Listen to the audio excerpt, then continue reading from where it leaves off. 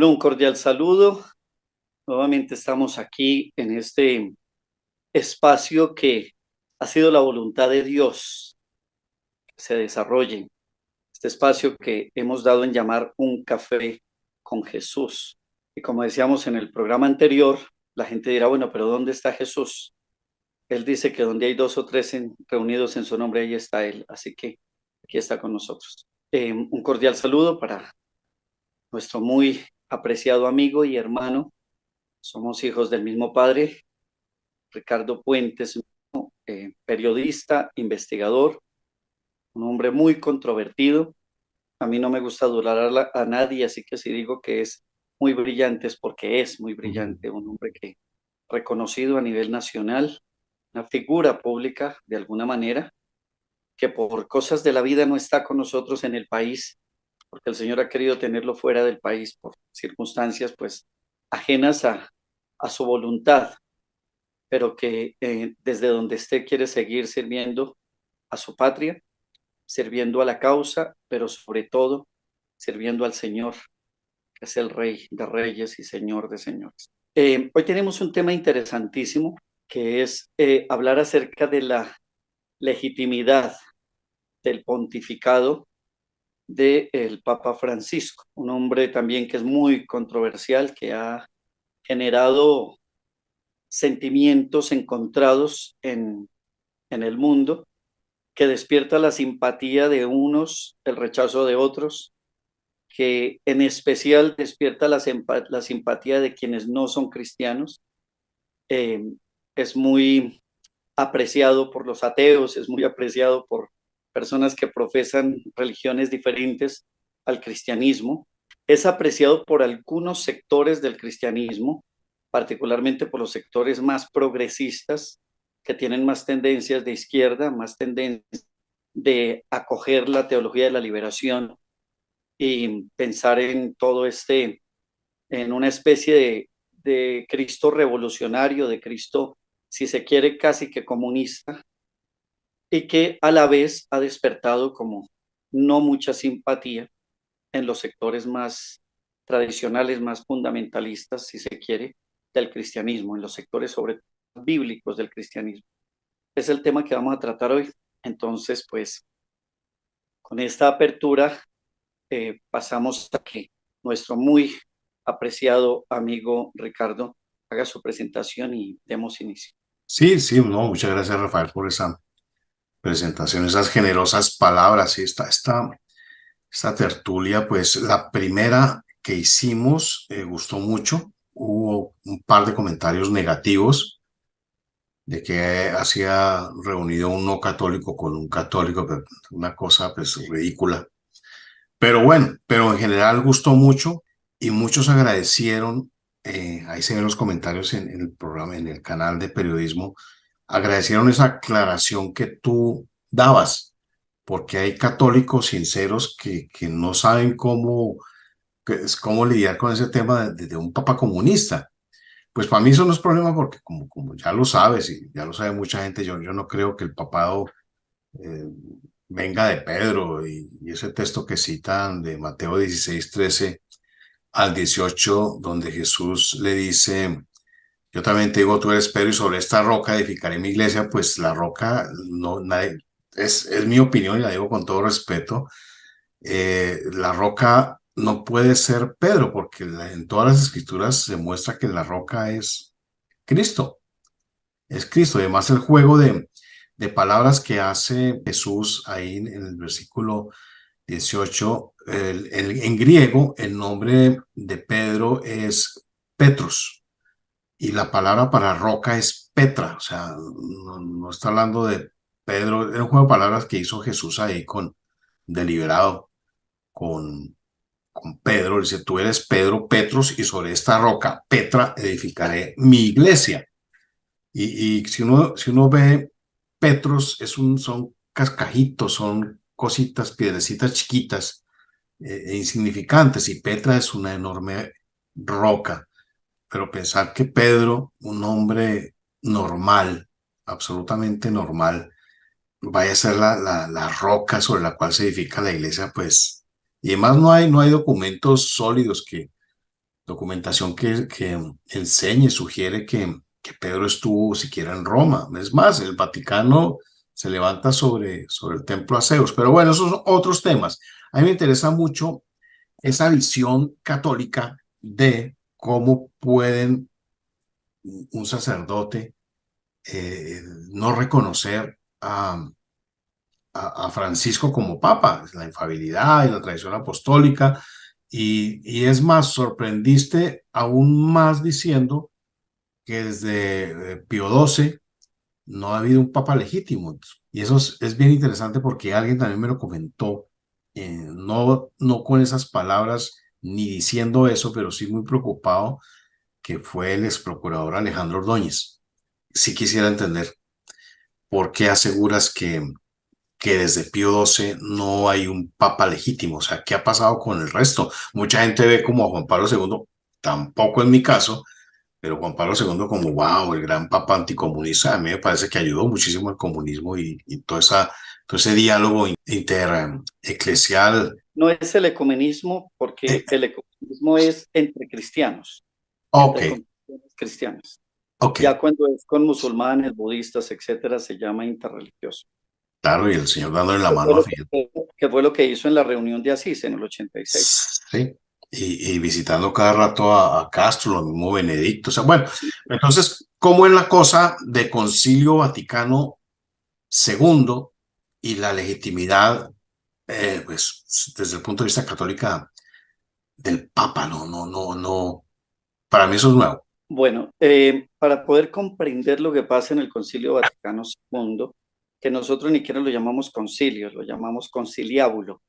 Conciliábulo es un nombre que se da a un concilio que no es legítimo.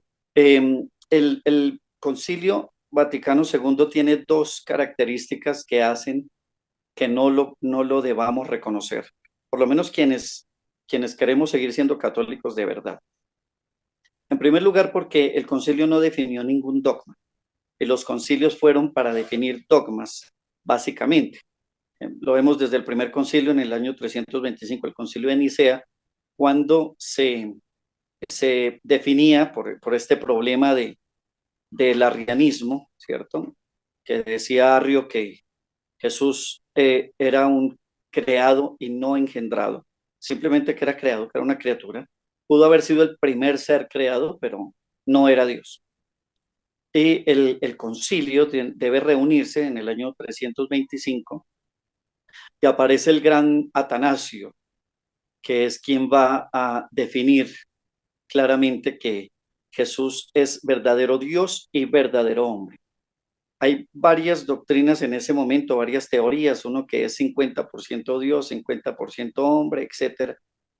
Surgen más adelante los monofisitas que hablan de una sola naturaleza en el Señor, que es la naturaleza divina, y simplemente tiene un cuerpo humano, pero es simplemente de naturaleza divina. Está el nestorianismo, por ejemplo, que debido al nestorianismo es que los nestorianos hablaban de que María no era Teotocos, sino Cristotocos, es decir, era la madre de Jesús como hombre, no como Dios. Es decir, hubo mucha argumentación alrededor de eso que se definió en ese primer concilio. Entonces, vemos que un concilio se reúne básicamente para definir un dogma, que un dogma que es una verdad de fe, que no es que no existía antes la fe, el dogma, digamos, ya existía esa fe, pero no había sido definido porque pues no se podía, desde los primeros siglos, pues los cristianos están siendo perseguidos, siendo martirizados, entonces era muy complicado que se sentaran a definir cuestiones teológicas. Eso ya cuando se calma un poquito la persecución con la llegada de Constantino y que ya la iglesia puede entrar a definir, más adelante va a definir que el Espíritu Santo también es una persona, entonces ya queda completo el pensar que Dios es Padre, Hijo y Espíritu Santo, y así sucesivamente. El último concilio válido es el Concilio Vaticano I, año 1868, donde el Papa Pío IX define dos dogmas, que es el dogma de la Inmaculada Concepción y un dogma que fue muy controversial, que fue el dogma de la infalibilidad del Papa.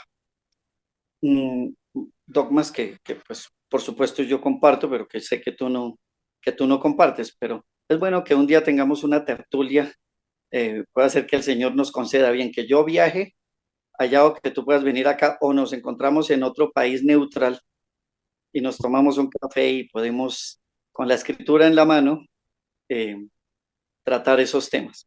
Claro. Entonces, cuando llegamos al Vaticano II, en el Vaticano II no se definió ningún dogma, nada, nada, nada.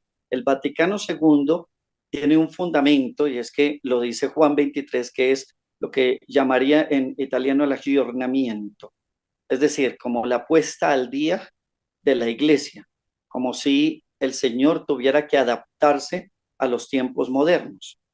Y desde ahí hemos visto que evidentemente la iglesia o lo que quedó aparentando ante el mundo como iglesia católica se ha ido adaptando cada día a los tiempos, al punto que hoy día ya están pensando en bendecir uniones del mismo sexo y todo ese tipo de perversiones que por supuesto no estaban, ni siquiera eran imaginables en 20 siglos que tuvo la iglesia en una pureza absoluta.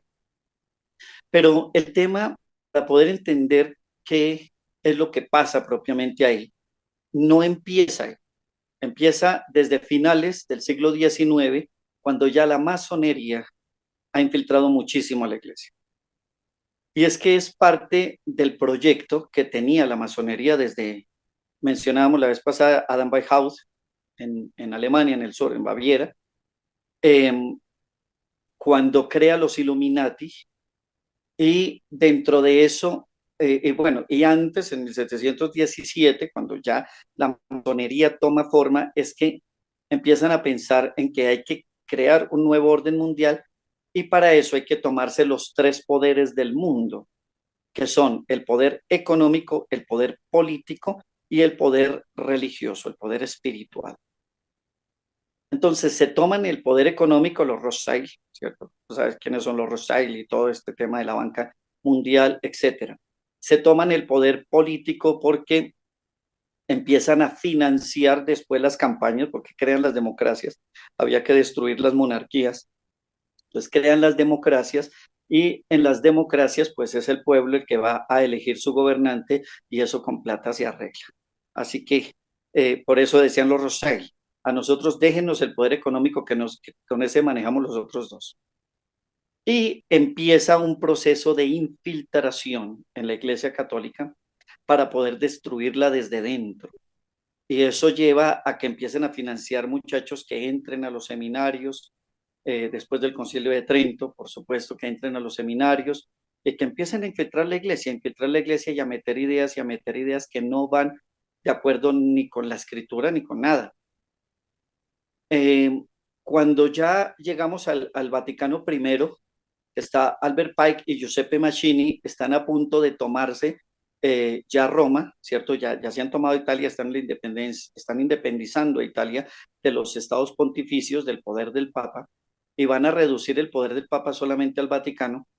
Entonces, Pío IX, que es el Papa del momento, es muy duro y muy radical en que hay que fortalecer el poder espiritual, porque el poder temporal ya está tambaleando. Pero ya la masonería se ha infiltrado muchísimo en la iglesia. Tanto es que a principios del siglo XX, en el año 1905, van a elegir al nuevo papa, ¿cierto? A la muerte del papa León XIII, se va a elegir al nuevo papa, que es, y suena un nombre que prácticamente casi que es elegido, que es el cardenal Rampolla del Tíndaro, un masón reconocido enemigo de la iglesia, básicamente satanista. Afortunadamente los cardenales se dan cuenta y ellos eligen a Giuseppe Sarto, un santo hombre que llega a ser el Papa Pío X, hoy día San Pío X. Pero ya está avanzado mucho el proceso de infiltración de la masonería dentro de la iglesia. A la entonces de Pío XII, es decir, saltamos 50 años, en el año 58, a la muerte de Pío XII, eligen un masón que de hecho, esto es digamos, noticia pública, Regina 11 se enorgullece de que él fue su maestro. Entonces, si fue el maestro de Regina 11, pues sabemos cuál sería su pensamiento, ¿no? Ella dice, de hecho, que en ese momento, cuando él le enseñaba, cuando él le dio sus primeras instrucciones de metafísica y de todo este tema, ella dice, él no sabía que él iba a ser el papa y yo no sabía que yo iba a ser la mamá. Giuseppe Roncalli, entonces, eh, asume el pontificado y hay una teoría, que esta teoría pocas personas la conocen, pero que las puedes consultar en internet, y es que eligen a otro personaje, a otro personaje que, que se supone que fue elegido verdaderamente papa y que de hecho dicen quienes estuvieron allí, es decir, lo que pasa en un cónclave no se puede decir, pero dicen que se infiltra una, digamos, se infiltra pues algo de información en donde dicen que este hombre fue elegido y que tomó el nombre de Gregorio XVII, algo que no se ha probado y que pues no podríamos dar fe de que fue cierto. Es que cuando asciende Juan XXIII, es decir, Giuseppe Roncalli, al trono pontificio, él dice que vamos a poner al día la iglesia, el agiornamiento de la iglesia, y convoca, no solamente convoca a los ortodoxos, convoca eh, el protestantismo, sino que convoca a personas incluso no cristianas, no de fe fundamentada en la Biblia, eh, que asisten al concilio. Por supuesto no van a tener voto, pero pero sí influye bastante que estén allí. Y además que hace una convocatoria al mundo entero en donde se proponían una cantidad de cosas que hubieran dado al desastre con la iglesia en ese momento, pero que hoy día ya van avanzando mucho en ese proceso. Posteriormente muere Juan XXIII en pleno concilio y los cardenales eligen a Giovanni Battista Montini, un reconocido homosexual.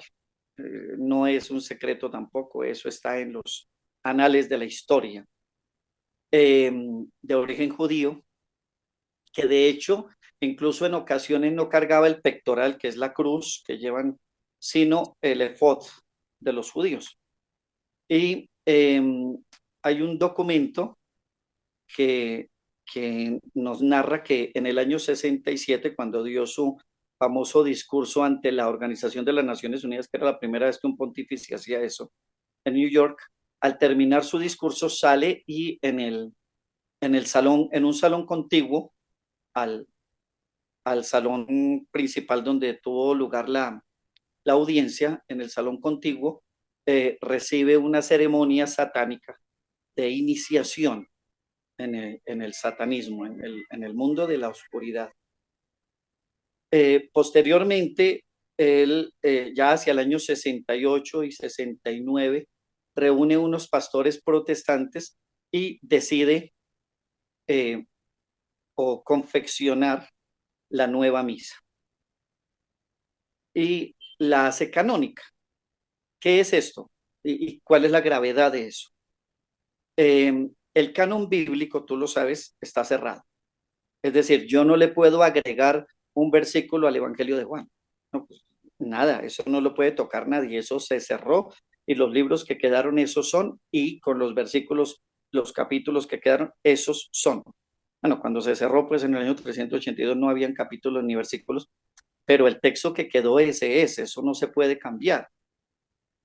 Eh, ¿Qué hizo él? Eh, pues había en el Concilio de Trento, para devolvernos un poco, San Pío V había definido en Quo Primo Tempore, su bula Quo Primo Tempore, que el rito católico, es decir, la misa en latín, la misa que hoy día conocemos como misa tridentina, se llama tridentina porque está basada en el Concilio de Trento, allí había definido el Papa San Pío V que esa misa quedaba a perpetuidad, es decir, esa misa no se puede cambiar y se cerró el canon. Es lo mismo que la Biblia, eso no se puede tocar. Punto. ¿Por qué quedó en latín? Porque el latín ya para ese momento era una lengua muerta. Y entonces eso evitaba que se introdujeran palabras nuevas en las oraciones y que se pudiera caer en herejías. Por lo menos a mí me molesta muchísimo cuando a veces llego a alguna parte y le dicen a uno, ay, vamos a cantar el Padre Nuestro. Entonces cogen la guitarra y empiezan, Padre Nuestro, tú que estás en los que aman la verdad. No, ese no es el Padre Nuestro. El Padre Nuestro es Padre Nuestro que estás en los cielos, santificado sea tu nombre. Eso es el Padre Nuestro. Lo que usted está cantando es otra cosa, eso no es el Padre Nuestro. Entonces, el estar en latín, ya cerrado el canon, evitaba que se cayera en herejía y por eso es obligatorio para el sacerdote, aunque se sepa las oraciones, tiene que leerlas para evitar que se le dé por hacer aportes propios que quién sabe a dónde puedan conducir. Entonces, el canon estaba cerrado. Juan 23 le cambia algunas pequeñas cosas al canon, pero ya se metió con el canon que no se podía meter. Y Pablo VI, pues ya definitivamente lo cambia. O sea, hace otra misa, una misa confeccionada mucho más parecida a el culto calvinista, en donde ya se cambia el concepto de sacrificio, porque la misa básicamente es la conmemoración del sacrificio del Señor en la cruz. Se cambia el concepto de sacrificio por el concepto de cena, de la Santa Cena. Y de ahí para acá, pues empieza todo un desastre que ya hoy día, pues ya ni siquiera hay ningún respeto, ni nada en la oración, ya llegan mujeres en minifalda a bailar delante del altar. O sea, eso ya se volvió una obra de teatro, se volvió un show que está destruyendo la fe. Siguiendo ya con los demás, entonces muere Pablo VI en el año 78 y asciende al trono pontificio Juan Pablo I. De Juan Pablo I no se puede hablar mucho porque simplemente dura 33 días y muere. Tenía algunos planes, pero como no los realizó, pues no podemos hablar de él. Y llega Juan Pablo II, el más amado por todo el planeta. Pero si te das cuenta, Ricardo, durante el pontificado de Juan Pablo II, llegó todo se descaró, si se quiere, no tengo otra palabra para definirlo, todo el tema de la pederastia en la iglesia. Marcel Massieu, protegido por él, que abusa de más de 200 niños comprobados, ¿no? Que no sabemos si haya más que no han sido comprobados, protegido por él. Es decir, una cosa terrible durante el pontificado de Juan Pablo II. Si bien es cierto, él contribuye mucho a la caída del muro de Berlín, pero también contribuye mucho, como tú mencionabas hace un momento, a la apertura de la entrada del izquierdismo en el mundo. Propaganda 2, por ejemplo, está muy vinculada a estos temas que Propaganda 2 dentro de la masonería, porque es que en la masonería también existe, digamos, como los que se consideran canónicos y los que se consideran no canónicos, ¿no? Ellos le tienen palabras como un poco desobligantes para esas logias, como tratan la misma logia Lautaro, por ejemplo. La logia Lautaro no es reconocida por las logias, digamos, las logias serias de la masonería. Entonces, donde estuvo Miranda y donde estuvo Bolívar y todo esto, ellos no consideran esas logias como decir de una sana doctrina, sino que son logias espurias, simplemente son espurias. Propaganda 2 también la consideran como una logia espuria. Pero hay muchos, digamos, relacionados con el pontificado de Juan Pablo II. En el año 86, lo que estábamos mencionando ahora en la introducción, en el año 86 hace la convocatoria en donde llegan a Asís, a la reunión con él, pues personas de otras religiones, es decir, que no adoran al Dios verdadero. Entonces están los musulmanes, están los budistas, están los animistas, están brujos, es decir, cupo todo lo habido y por haber, tratando de hacer una sola religión. Ahí claramente bien vemos que está la idea del nuevo orden mundial infiltrado, porque el nuevo orden mundial, ¿qué busca? hacer una sola economía, una sola política y una sola religión.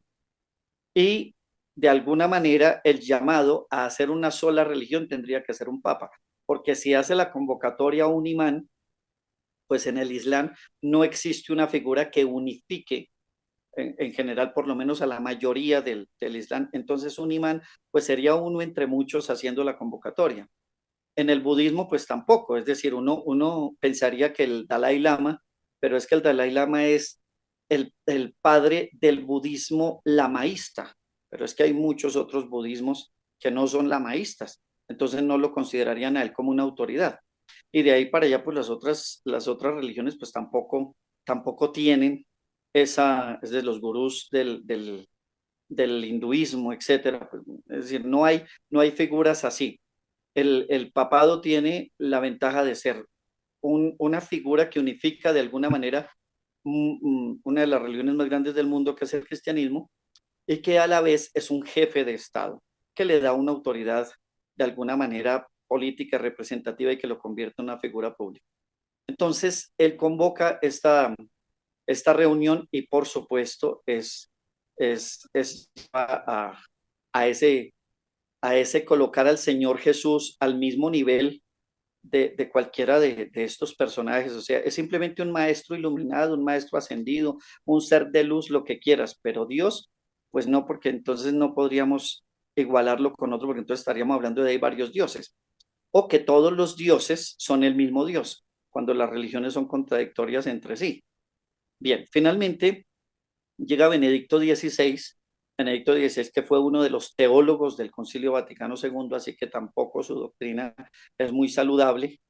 Eh, y básicamente mucho del concilio se desarrolla con el pensamiento de Benedicto XVI.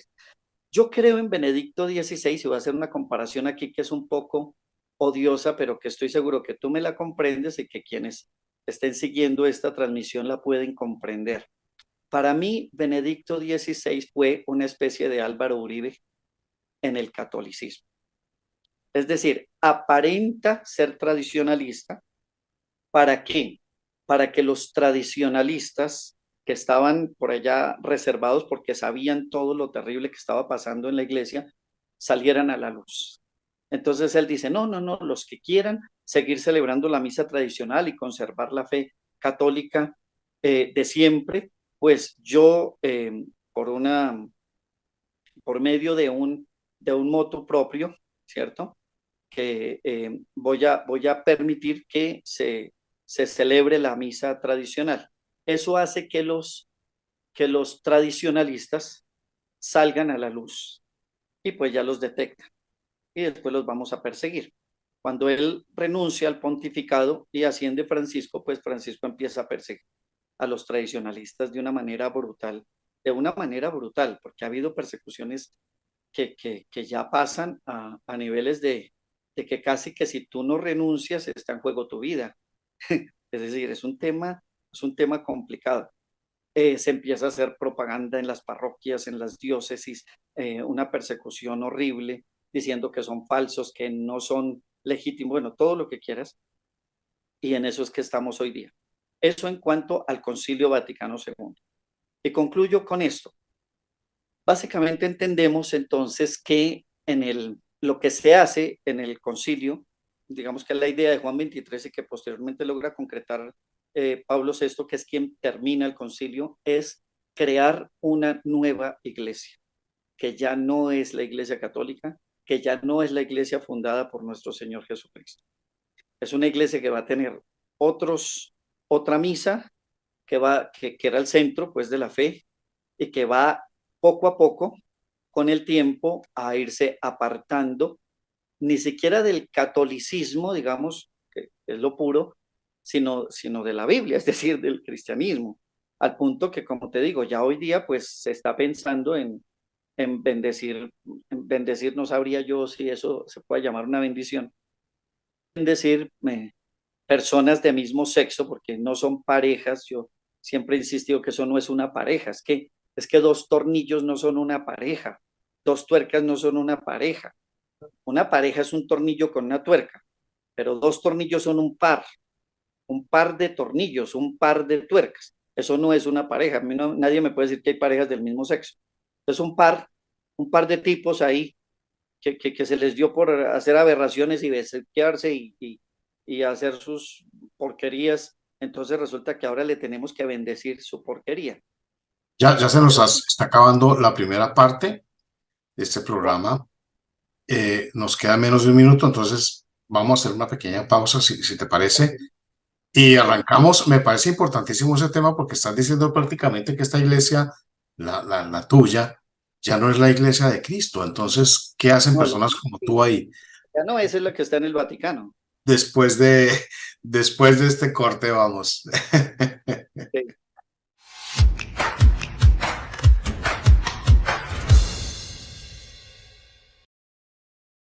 Te comentaba yo que todo lo que estás diciendo sobre esta iglesia, sobre el papado, la infabilidad papal, que es el representante de Dios en la tierra, pero yo veo que según lo que tú has dicho, no está cierto porque has nombrado varios papas que se supone que son representantes de Dios en la tierra, porque así lo define el sistema de la iglesia, una iglesia que fue establecida pues según la doctrina católica. Entonces, una iglesia supuestamente puesta por el mismo Jesucristo, que deben obedecer lo que suceda en esa iglesia sí o sí, porque es la iglesia de Jesús.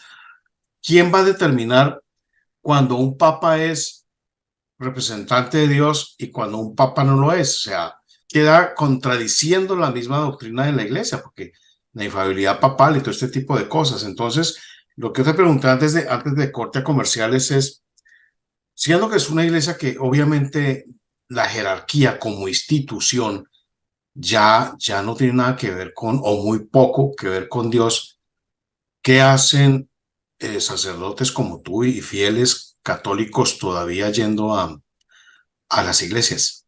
Bueno, dos cosas. ¿Quién define si el Papa es o no Papa?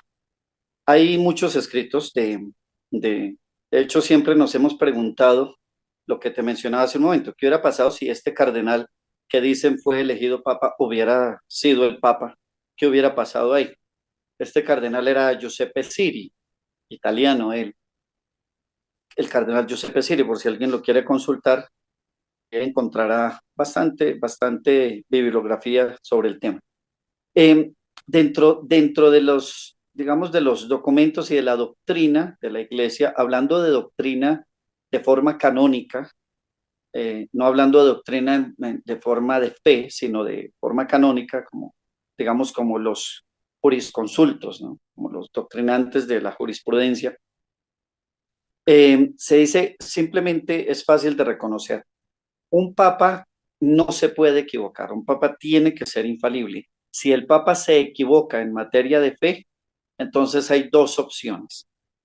O el papa se puede equivocar, lo que iría en contra del dogma de la infalibilidad papal, o el que está ahí no es papa, porque se equivocó. Y entonces, al abiertamente ir en contra de los dogmas de fe, pues uno claramente sabe que no es papa. Y es que no es la primera vez que hay falsos papas o que hay antipapas. Yo, digamos que me he apartado un poco de hablar de ellos como antipapas por una razón, pero es discutible y yo entiendo las razones contrarias.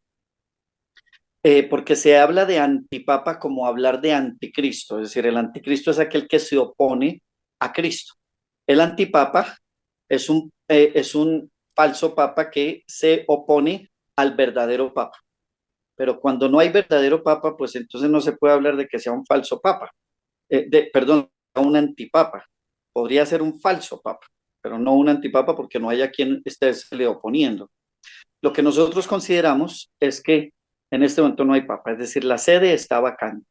Y la sede queda vacante en lo que se llama el interregno, es decir, cuando el papa muere, es lo mismo que pasa con un monarca, porque de hecho el papa es un monarca, hay un trono pontificio. Cuando el papa muere, queda la sede vacante hasta la elección del nuevo papa. Ya cuando los cardenales se convocan el cónclave y se elige al nuevo papa, estuvo todo ese periodo en sede vacante. Pero como te decía, no es la primera vez que ocurre eso. De hecho, hubo un momento en la historia, ha habido momentos donde hay un papa y un antipapa, pero hubo un momento que es lo que se conoce como el cisma de Aviñón, en donde hubo dos y a veces hasta tres papas, y cada uno reclamaba el trono pontificio diciendo que era el verdadero. Y después la iglesia llegó a reconocer que los que estaban en Aviñón, en Francia, eran los verdaderos papas y que los que estuvieron en esa época en Roma no eran verdaderos papas, no eran legítimos papas. Finalmente, para no extenderme mucho en esta respuesta, ¿cómo solucionar el problema? Porque es que no creas que todos los que están en la tradición o los que estamos en la tradición estamos de acuerdo. No, hay muchísimas corrientes dentro de la misma tradición. Entonces, voy a ir de izquierda a derecha. Digamos, el ala más izquierda del tradicionalismo, sí, sí, suena un poco contradictorio decir eso, pero es así. El ala más izquierda del tradicionalismo está con Francisco. Y entonces, a pesar que conservan la misa tradicional, la misa tridentina, se visten de sotana como estoy yo, tienen un altar como este, que este es el altar tradicional, es el que tenemos aquí en nuestro monasterio. eh, Ellos reconocen a Francisco y Francisco los reconoce. Ahí podemos contar el Instituto Cristo Rey, el Instituto del Buen Pastor, la Fraternidad San Pedro, etc. Entonces ellos están con Roma, Roma los respalda, punto. Simplemente son como medio mal vistos, como ahí, como echados a un lado, pero bueno, se soportan. Luego sigue otro grupo que son los de Lefebvre. Los de Lefebvre y dentro de los obispos consagrados por Lefebvre, porque Lefebvre consagró 4 obispos, uno de ellos, Monseñor Richard Williamson, fue expulsado de la fraternidad de Lefebvre, la fraternidad San Pío X, y fundó algo que se llama la Resistencia Católica. Pero ambos conservan, digamos, la misma línea de reconocer a Francisco, o sea, reconocen al Papa que está en Roma, lo reconocen a todos, desde Juan 23 a todos, pero los papas, digamos que a ellos los reconocen que son obispos y que son sacerdotes, pero incluso los tuvieron excomulgados por un tiempo. Benedicto, o sea, Juan Pablo II los excomulgó, Benedicto levantó la excomunión, pero no tienen un reconocimiento pleno de que estén en comunión con Roma. Luego hay otra línea que es una línea como digamos que está ahí, que es ya dentro del sedevacantismo, hay unos que reconocieron hasta Benedicto XVI, pero ya Francisco no lo reconoce. Y hay una división entre ellos, porque unos dicen incluso que Benedicto XVI todavía está vivo, que se escapó del Vaticano y que está gobernando la iglesia en la clandestinidad, en el exilio. Pues yo no entiendo cómo una persona casi de 100 años se le escapó a la Guardia Suiza y se fue por allá a gobernar la iglesia, pero ellos están en esa locura. Y hay, digamos, youtubers como Damián Galerón, por ejemplo, que sostienen esa teoría. Entonces ellos creían que Benedicto XVI era el verdadero papa y que sigue gobernando. Hay otros que consideran que ya murió y entonces a partir de la muerte de Benedicto XVI la sede está vacante.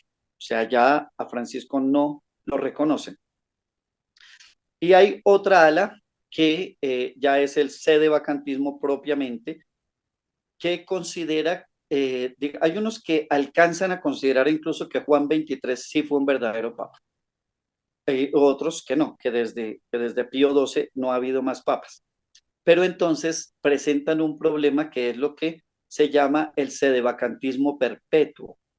Y es que nunca va a volver a haber papa. O sea, la sede quedó vacante y como ya se murieron todos los cardenales que estaban vivos en el Concilio Vaticano II, ya no quedó ninguno, ya todos murieron. Entonces ya los nuevos que han sido consagrados obispos y nombrados cardenales con el nuevo ritual establecido por Pablo VI, pues ya ese ritual no es válido, ese ritual ya no es católico, entonces no es válido. Porque para recibir los sacramentos existen unas condiciones, unos requisitos. Y para los sacramentos existen 5. Uno es que el ministro sea el competente, el otro que el sujeto que recibe el sacramento sea también el competente, Otro es la forma, es decir, que se utilice la fórmula como es. Si yo voy a bautizar, tengo que decir, yo te bautizo en el nombre del Padre, del Hijo y del Espíritu Santo. Si yo digo, yo te bautizo en el nombre del Buda y de Alá, pues no quedo bautizado. Tengo que decir la fórmula como es. Otro es la materia. Entonces, por ejemplo, en el bautismo es el agua. Si yo le echo gaseosa, no queda bautizado. Si le echo leche o gelatina, no queda bautizado. Tiene que ser agua. Y finalmente hay un tema importante que es la intención, que es discutible. Yo, digamos, no estaría muy de acuerdo con el tema de la intención, porque de hecho en el bautismo puede bautizar cualquier persona, aún no cristiano. Cualquier persona puede bautizar y el bautismo es válido. En este caso, entonces, como cambiaron la forma, es decir, las fórmulas de ordenación sacerdotal y de consagración de obispos las cambió Pablo VI, entonces ya se considera que esas personas, como decía una amiga que tenemos en común, que no voy a mencionar, pues no son válidos. Es decir, esas ordenaciones nosotros por lo menos no las reconocemos, porque eso es un ritual que no es. Entonces, pues es un laico ahí que se está disfrazando de sacerdote, pero que no lo es, y pues aparece ante el mundo como el párroco, pero pues esa ordenación no es válida. Entonces, aquí tenemos un problema, y es que ellos dicen, como no hay cardenales, entonces ya no se puede elegir papa. No se puede elegir papa y ya estamos condenados a seguir sin papa para siempre, pero muy pronto va a venir el Señor Jesucristo, se va a abrir el cielo y va a bajar él con un papa a la tierra y lo va a volver a establecer en el Vaticano. Pues esa historia sí me parece como muy parecida a los extraterrestres. Es una cosa muy rara que el Señor Jesucristo va a aparecer en el cielo y va a bajar con un papa, que eso no está en ninguna parte, en ningún texto bíblico, en ninguna parte tendría uno cómo sustentar semejante teoría. Pero ellos consideran que es eso, y eso los lleva a que puedan tener sus propias congregaciones y cada obispo sea como un pequeño pontífice. Y hay una última facción del sedevacantismo en donde yo me encuentro matriculado, y es que nosotros consideramos que así como se obra en materia civil, se debe obrar en materia eclesiástica. Es decir, si no hay generales, pues los coroneles tienen que asumir. Eso es como si falta el presidente, pues está el vicepresidente, pero si no está el vicepresidente, tiene que asumir el presidente del Congreso. Es decir, tiene que haber un orden jerárquico de quienes asumen la responsabilidad. No puede quedar las cosas acéfalas. Las instituciones acéfalas no pueden quedar. Entonces, hay un grupo de obispos dentro del sedevacantismo que consideran que se debe elegir un papa legítimo, un papa que vuelva a ser católico y que vuelva a conservar la fe católica. Entonces, pues ha sido una teoría que se ha desarrollado por varios años. No se han reunido los obispos, pues yo no soy obispo, así que yo no podría hacer una convocatoria de esa naturaleza, pero sí considero que claramente, canónicamente, esa es la solución. No habiendo cardenales, pero sí habiendo obispos que han sido consagrados legítimamente a través de lo que llamamos la sucesión apostólica, con el ritual que es, deben asumir esa responsabilidad y deben volvernos a dar un papa legítimo. Muy enredada la cosa. Entonces, volvamos al punto inicial sobre estas cosas que está haciendo este papa, que por lo que veo lo han hecho otros papas, pero yo estaba seguro de Juan Pablo II, Benedicto, pero este Pío XII no fue el que avaló de cierta manera o guardó silencio frente al nazismo, el que fue obispo de Baviera, El Papa Pío XII. Pío XII. Bueno, es decir, lo que pasa es que alrededor del nacionalsocialismo en Alemania, pues se han tejido, eh, aparte de lo histórico, se han tejido muchas leyendas, ¿no? Y hay una posición que tendría en ese momento el Papa, que lo ponía en una situación muy incómoda, ¿no? Porque de hecho se dice que estaba amenazado por varias facciones. Y yo tengo mucha claridad. Lo que pasa es que hablar del nazismo es un tema muy delicado, pero yo tengo mucha claridad en que la historia siempre la escriben los vencedores. O sea, yo no sabría qué hubiera pasado si Alemania hubiera ganado la guerra. Yo no lo sabría. Como le digo, como tampoco sabría qué hubiera pasado si Giuseppe Siri hubiera sido papa realmente, porque lo que cuenta la historia En el caso de Siri, es que él fue elegido papa y en la Unión Soviética inmediatamente amenazaron el Vaticano. Si ese señor, si ese cardenal es coronado papa, bombardeamos el Vaticano. Entonces quedaron contra la pared y por eso rápidamente tuvieron que eh, elegir a alguien que estuviera, que fuera de los afectos del bloque soviético y del comunismo internacional. Entonces, pues eso pasa. Después va a venir, como tú lo mencionabas, Juan Pablo II, que viene del bloque soviético, porque es polaco, viene claramente del bloque soviético. Entonces, igual con el nacionalsocialismo, eh, pues digamos que la posición de Roma en ese momento era realmente muy incómoda. Además, que Roma está en Italia y también habíamos tenido a Mussolini en Italia, ¿no? Entonces, tenemos un tema delicado en ese momento con la curia romana y con el Papa Pío XII. Entonces, si él protegió o no, o guardó silencio, o hizo el de la vista gorda, eh, en ese caso es muy complejo que uno pues, lo pueda sacar abiertamente a la luz, porque están las teorías de ambos lados. Pero entonces, el papel del católico de a pie, del sacerdote común y corriente, frente a este papa comunista, ¿cuál debe ser? Yo creo claramente, y como lo explica, es decir, en este momento no hay otra manera de ser verdaderamente católico más que estar en el sedevacantismo, claramente. No creo que haya posibilidad. ¿Qué es lo que pasa? Que dolorosamente el fiel de a pie, como tú lo llamas el fiel, pues él no conoce este tipo de cosas, no conoce este tipo de términos y no conoce este tipo de situaciones. Yo recuerdo en algún momento que en un noticiero muy reconocido, tú todavía estabas aquí porque esto hace muchos años, hace casi 20 años, estaba Álvaro Uribe como presidente. Recuerdo que hubo una noticia y la presentadora del noticiero decía, y es que los obispos y los sacerdotes están tomando una determinación absolutamente anticristiana de ir en contra de esto. Y resulta que eso, pues realmente, ese esto al que se referían era absolutamente anticristiano. No era la iglesia la que estuviera siendo anticristiana. Por ejemplo, te voy a dar un ejemplo. Le dicen a uno que debemos rezar por las mascotas, por decir algo, porque las mascotas, hay un cielo para las mascotas.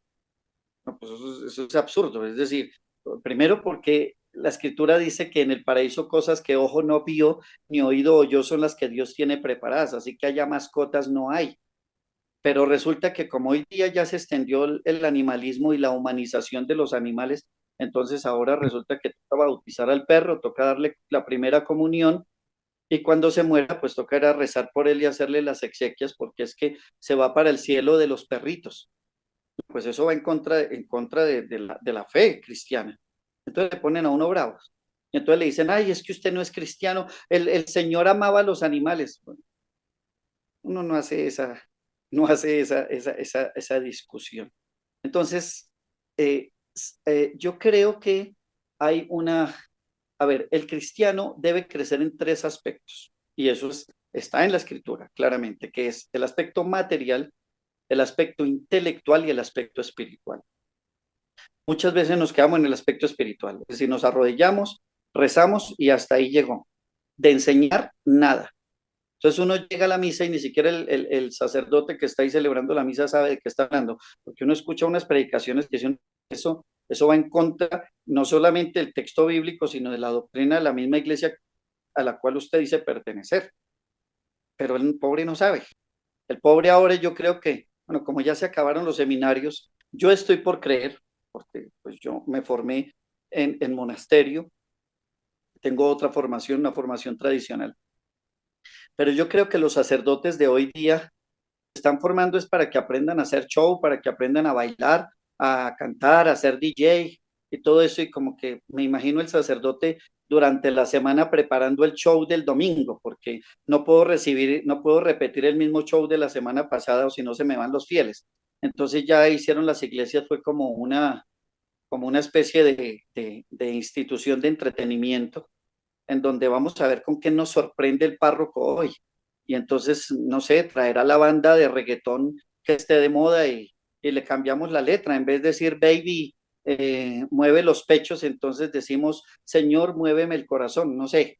Y tratamos de hacer eso como por entretener y atraer a los fieles, que eso claramente es una traición al Señor y es burlarnos del Señor de la manera más miserable que se pueda expresar. Entonces, ¿qué debe hacer un católico de a pie o un sacerdote frente a este tema de un papa ilegítimo?